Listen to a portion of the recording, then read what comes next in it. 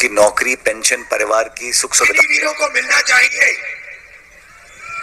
सेना का बजट का पैसा वो कहाँ जा रहा है?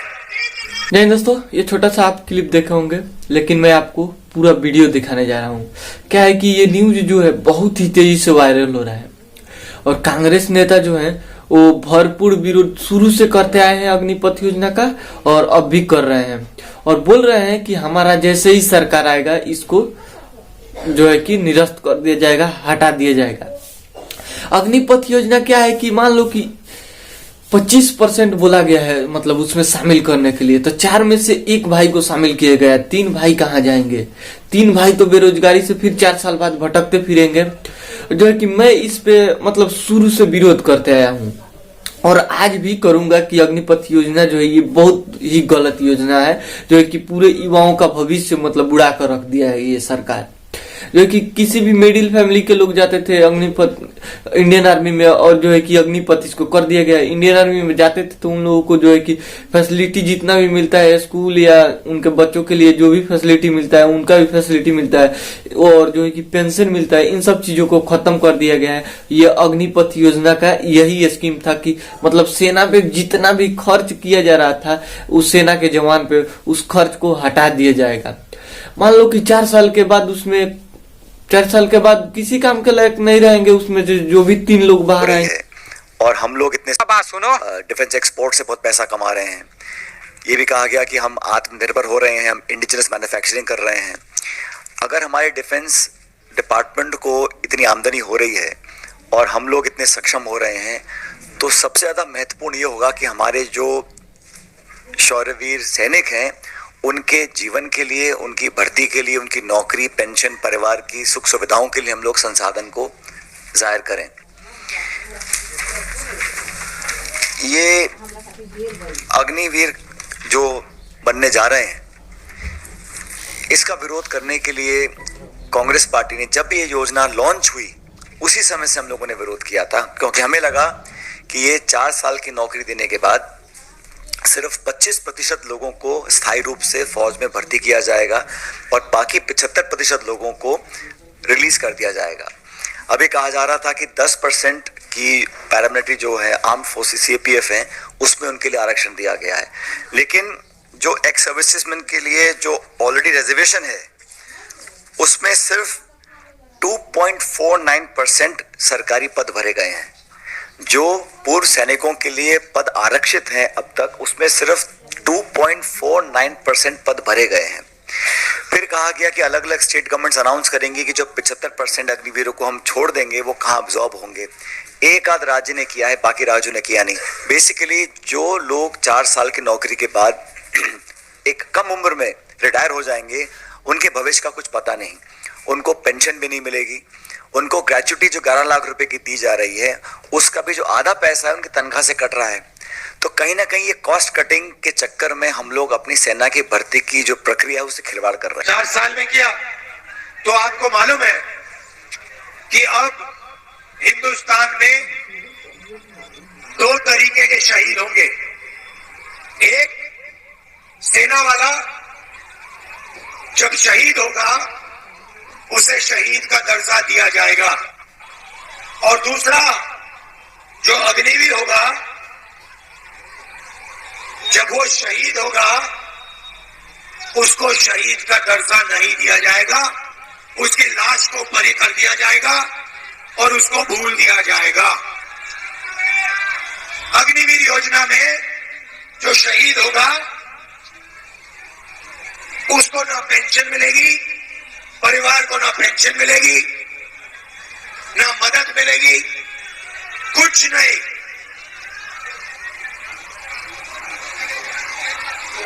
अग्निवीर कौन बनेगा? मैं आपको बताता हूं। जाएंगे सब अंदर, 4 साल बाद 4 में से 3 को लात मार के बाहर भगा दिया जाएगा। कहा जाएगा तुम्हारी यहां कोई जरूरत नहीं है, और 4 में से 1 बंदा सेना में जाएगा।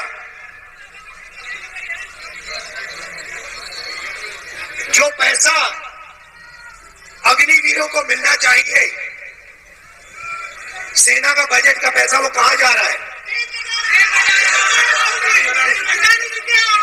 अदानी जी के जेब में जा रहा है। किसी राजनीतिक दल ने ये मांग करी, मैं सवाल पूछना चाहता हूं, ना घोषणा पत्र में था किसी राजनीतिक दल के, ना इतने वर्षों में मांग आई कि देश की फौज की चयन प्रक्रिया बदली जाए। जिस फौज पे हमें गर्व था, जिस फौज ने बार बार दुश्मन को का शीश झुकाने का काम किया था, हमेशा हमारे झंडे तिरंगे को ऊंचा रखने का काम किया था, उसकी भर्ती प्रक्रिया बदली जाए। हम सरकार से पूछना चाहते हैं, ये ऐसा फैसला आपने क्यों लिया और इस फैसले के अब दुष्परिणाम देश के सामने आने लगे।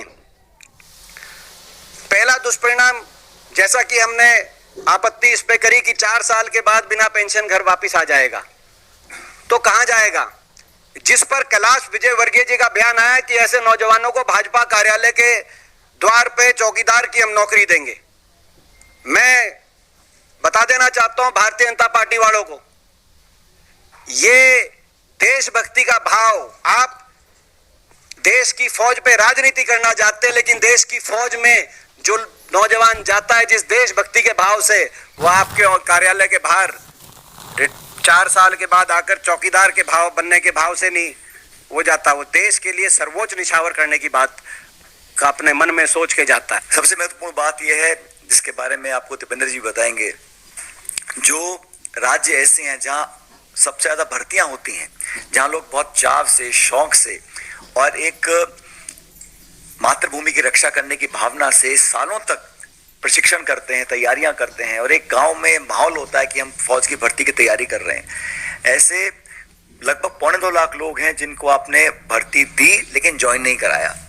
उन्होंने बहुत लंबे समय से वो धरना देने अपनी मांग को रख रहे हैं। हम लोग कहना चाहते हैं कि अगर ये भारत सरकार G20 पे 4100 करोड़ रुपए खर्च कर सकती है, प्रधानमंत्री के हवाई जहाज के लिए 8400 करोड़ खर्च कर सकती है, सेंट्रल विस्तार प्रोजेक्ट के लिए 20,000 करोड़ खर्च कर सकती है, और इस वर्ष सरकारी इश्तिहारों के लिए 6,500 करोड़ खर्च कर सकते हैं, तो मैं मानता हूं कि हम लोग सिर्फ पैसा बचाने के लिए अपनी भर्ती की पूरी प्रक्रिया से खिलवाड़ करें। ये भविष्य के लिए, हमारी आंतरिक सुरक्षा के लिए, हमारे भारत की इंटेग्रिटी सिक्योरिटी के लिए। आप जितना चिल्लाना चाहते हो चिल्ला लो, जितना आप कहना चाहते हो अग्निवीर नहीं होगा चिल्ला लो, कुछ फर्क नहीं पड़ने वाला। आप में दम नहीं है, आप में दम नहीं है। अग्निवीर होगा, अग्निवीर होगा। क्यों? क्योंकि अदानी चाहता है इसलिए अग्निवीर होगा, मोदी चाहता है इसलिए अग्निवीर होगा। कैसे? वो क्या दम नहीं है आप में? कैसे नहीं होने देगा? हो रहा है। आप चिल्लाते हो और कुछ नहीं करते, दम नहीं है आप में। 73% में दम नहीं है। सुलारक मैं बताऊंगा आपको रास्ता, मैं रास्ता बताऊंगा, मगर दम नहीं है तुम लोगों में। तुम लोग सोए हुए लोग हो। मैं खुल के तुम्हारे सामने बोल रहा हूं, तुम लोग सो गए हो। 73% हिंदुस्तान का जो बब्बर शेर है, जो इस देश को चलाता है, जो इस देश को आगे ले जाता है, वो सो गया है, डर गया है। और जो है कि इसमें हम लोगों को कैसे बदलाव करना है कि ये जो अग्निपथ योजना समाप्त होगा, तो हम लोगों को यही काम करना है कि जो वर्तमान सरकार चल रही है इसको छोड़कर बाकी वोट दे देना है कांग्रेस को।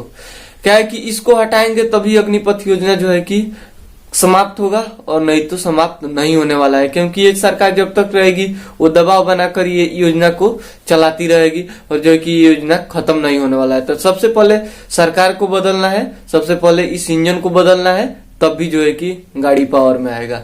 मिलेंगे नेक्स्ट वीडियो में, तब तक के लिए जय हिंद।